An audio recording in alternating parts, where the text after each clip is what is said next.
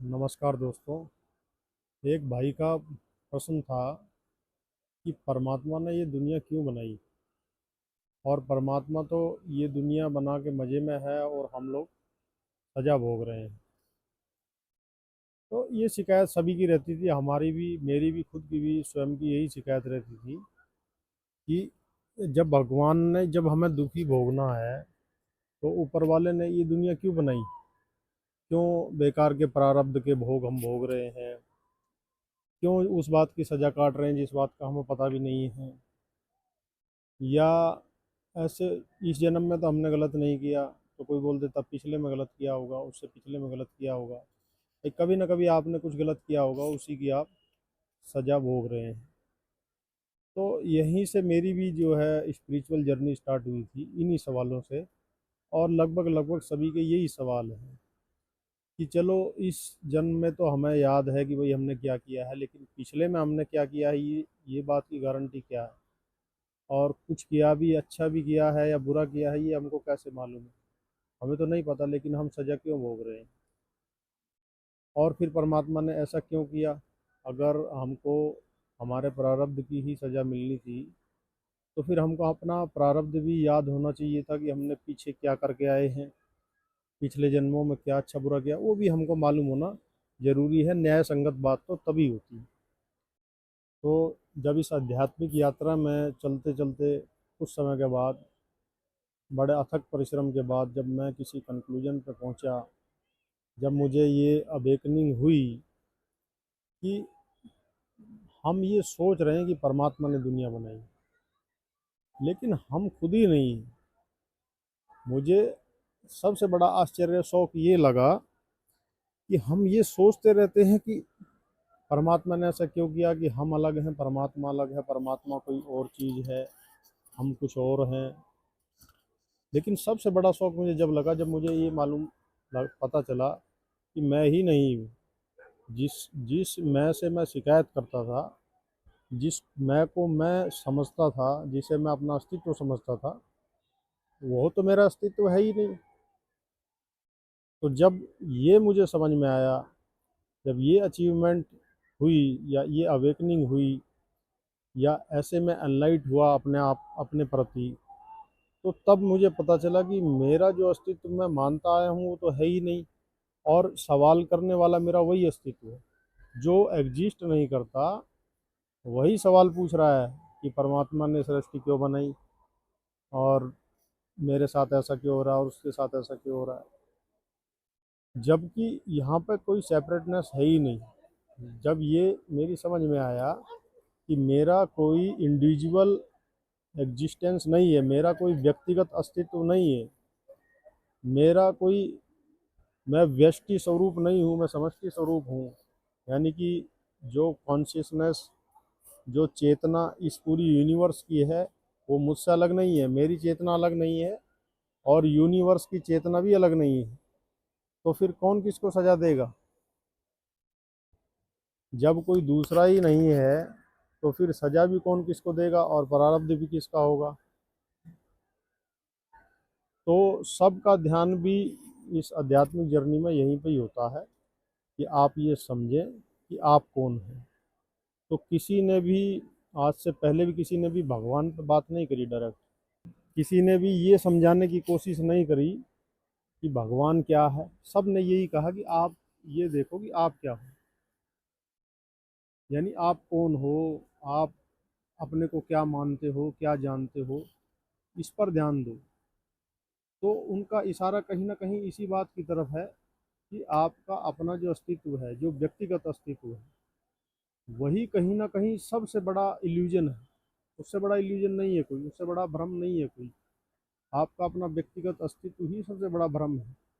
और वो भ्रम किसी तरीके से मिट जाए, तो ये जो सवाल हैं, ये सवाल भी सब वहीं से आते हैं। और वो इसी कारण से आते हैं क्योंकि व्यक्तिगत जब आत्मा अपना स्वरूप मानता है, तो वो अपने को परमात्मा से अलग जानता है। तो मेरा इन भाई से भी यही निवेदन है कि परमात्मा को तो देखो कोई जान नहीं सकता, लेकिन आदमी अपने को ज़रूर जान सकता है। तो परमात्मा पे सवाल खड़ा करने से पहले आदमी को अपने पे सवाल खड़ा करना चाहिए क्या वह अपने को जानता है? क्या वह अपने को जैसा मान रहा है मानता है, क्या उसका वही अस्तित्व है?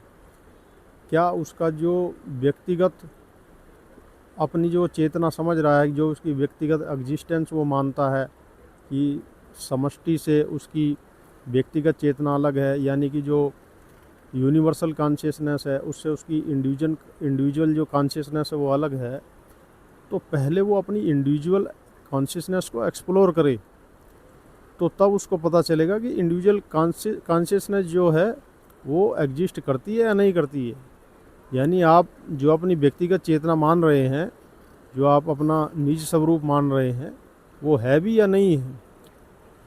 जैसे ही आपको यह क्लियर हो जाएगा कि आपका व्यक्तिगत स्वरूप है या नहीं है, या उसका असलियत क्या है, तो वो भ्रम परमात्मा के प्रति भी आपका हट जाएगा और आपके सवाल जितने भी हैं वो सब गिर जाएंगे। इसके अलावा आपका कोई सवाल बचेगा ही नहीं, क्योंकि जब आप ही नहीं बचोगे तो सवाल कहाँ से बचेगा। सवाल भी तो जब ही है जब तक आप हैं, और जब तक सवाल रहेगा कोई ना कोई जवाब मिलता रहेगा, जवाब से फिर सवाल, सवाल से फिर जवाब। तो ऐसे ही ये अंतहीन एक क्रिया है जिसमें आदमी फंसा रहता है, लेकिन कभी मूल पे ध्यान नहीं देता, कभी इसके ओरिजिन पे ध्यान नहीं देता है। ये क्वेश्चन कहाँ से आ रहे हैं, ये क्वेश्चन करने वाला कौन है। तो ये जो क्वेश्चन करने वाला है यही सब समस्याओं की जड़ है। आपको इसी जड़ को ढूंढ निकालना है, और यहीं से आपको वह परम उपलब्धि भी हो जाएगी जिससे आप हमेशा सवाल करते आए हैं, जिससे आप नाराज़ होते आए हैं, और जिसके प्रति आपकी सहानुभूति भी है, जिसकी कृपा आप तलाश भी रहे हैं।